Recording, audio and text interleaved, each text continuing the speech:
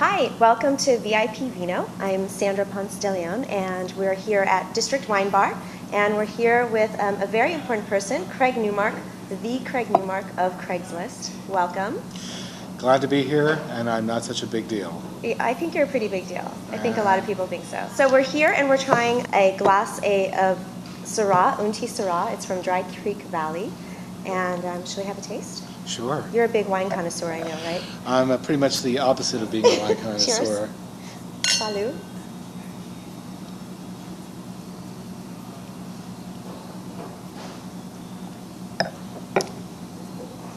What do you think? I taste a lot of chocolate. Actually, I do taste something I do. which kind of reminds me of dark chocolate. Maybe a little bit of a mushroom taste too. It's good. You like it? It is good. It's a nice chewy wine. Chewy, yes. I believe that's what people mean by full-bodied. Yeah. I haven't heard that, but I like that. Let's talk about Craigslist. It's really a cultural phenomenon. Been around since '95, and you've got everything from Craigslist TV. I mean, you're synonymous with where people go to get basically anything they need. When did you realize that you had created such a huge cultural success and phenomenon? What was the tipping point for you? I can't take any credit for any of that. I just had one good idea about 15 years ago, then started a Craigslist habit of listening to people and doing what made sense in response to actual feedback, and then listening more and responding to that feedback. Most of everything you see on the site is based on what people have suggested or what people need from us. I realized that we had something going in small increments, which is our whole history in a way, small increments of progress. Right. Like at the end of '97, hit 1 million page views per month. Yeah. That's 1 million. And back then, in the '97, it still is pretty big. well, back then it was considered a big deal. Yeah. Now we have a larger number. Beyond that, we do see the effects that we have culturally. It's flattering, it's nice to hear, and then it's back to work. Sort of philosophy of listening to the community is something that is impacting you even now. You're still, customer service, the customer service guy at Craigslist, and even responding to a lot of the inbound emails. I mean, you get something like 200,000 emails a year. Is that what I read? That's right. Now, of course, a lot of them are spam. Right. And I'm in the awkward position wherein I've been doing so much customer service for so many years, but only as a part of a team now. I'm not sure how much more they need me, but one thing about customer service is that when you're doing it, that means you're staying close to what's real, what people in the grassroots needs. That does change you, because if you were ever inclined to be very smart in any way before, being at grassroots level lets you know that you're not all that smart, and you need to stay in touch with what the real needs of people are. Right, and that's such the basis of what's happening today in social media, and just really the need for brands to listen to their customers. So you were really at the forefront of that, If the company was at the forefront of social media, it's simpler than people make it. The deal is simply you want to treat people like you want to be treated, and we all want to be listened to. Sometimes it's hard with 60 million people using the site every month or so. Sometimes we just make the best decision we can.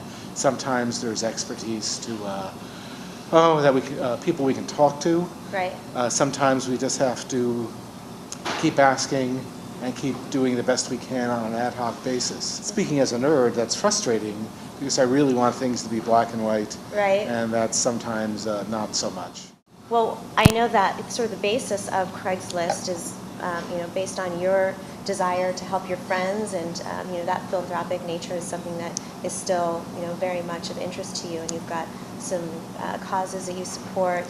So, tell us a little bit about, how you feel technology is really impacting either the nonprofit sector or how, social giving has changed in the last few years. Well, this is a work in progress. Yeah. Now that my team does so much more of customer service work, I'm now actually spending a lot more time on my idea of public service and philanthropy. I'm supporting and trivial or extensive ways some tens of nonprofits, usually with social media, which is what's changed giving so much. Mm-hmm. The deal is that there's a lot of groups out there, a lot of nonprofits, non-governmental organizations, and so on, who are doing really good work, and the word isn't getting out. And in some respects, I'm trying to support groups whose work I actually understand, and then to promote that stuff and to connect people that way. I am aware, though, that there are some bad people out there. Some of them actually manage to form nonprofits, get IRS recognition, and some of these folks are actually not really in the business of social good. Mm-hmm. Some of them are running outright scams.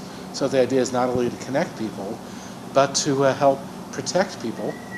So there's that balance of connect and protect. That really is a work in progress. I'm trying to do what I can about that.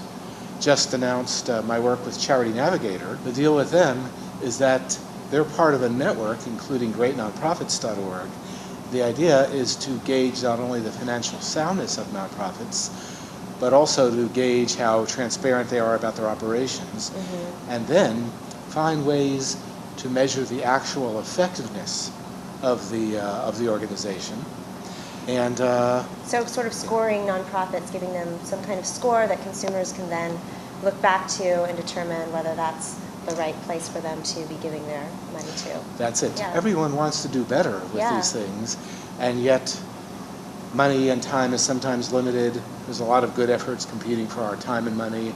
How do you figure out the results? Great, yeah, it seems like such a needed vehicle for consumers, again, that are looking to know where to rightfully place their dollars. Sometimes you got to know what's going on regarding anything, not only for nonprofits, but, well, I'm on the board of Consumer Reports. Oh, okay, interesting. I tell people that, yeah, as a guy rapidly entering his declining years, Oh, no, you're not. refrigerator reviews have become exciting. But Consumer Reports, and their real name is Consumers Union, Right. does some really important work considering telecommunications advocacy, financial privacy advocacy, Right. that kind of thing. Yeah, there's a lot of parallels with your work in the nonprofit sector and auditing and making sure that everybody is above board. And so it seems like you've got this sort of thread of just making sure that everything is well done and transparent. That seems to be a common idea that you're galvanized around. Well, cheers. Thanks for joining us on VIPVino. Thanks. And cheers.